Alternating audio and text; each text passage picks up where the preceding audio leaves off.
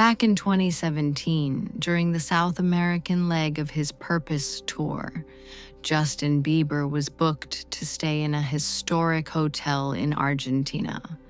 Not disclosed for privacy reasons, but known among locals as a luxurious place with a reputation. Not just for its age or stories, but for something much darker that few dared to mention publicly.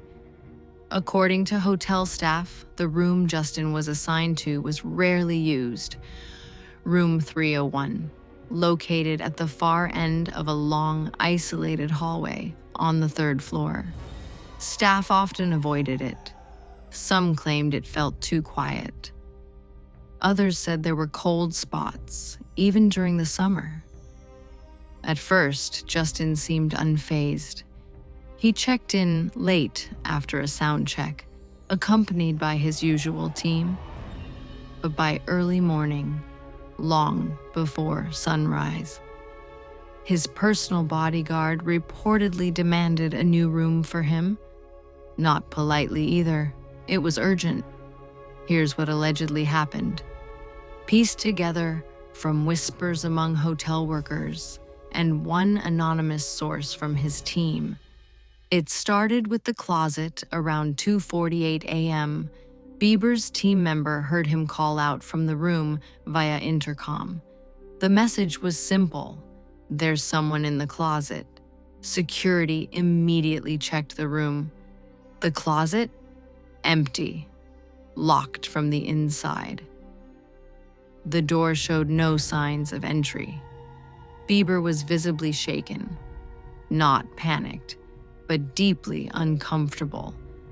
He claimed he had heard a breath coming from inside, like someone trying to suppress it. Then the closet door creaked slightly open. But when he got up, it stopped. He wasn't imagining it. He was sure. They checked everything. Cameras in the hallway. Nothing. But Bieber refused to go back to bed. He stayed sitting in a chair, fully dressed, looking at the closet. The second incident, 3:11 a.m. Roughly 20 minutes later, a low humming sound filled the room. Not music, not electrical, but like someone humming a lullaby. The hotel had no speakers installed in the room. Bieber had no devices turned on. The team member who was staying in the room next door said he heard it too. He thought Justin was playing something through his phone until the sound traveled. Not just in volume, but location.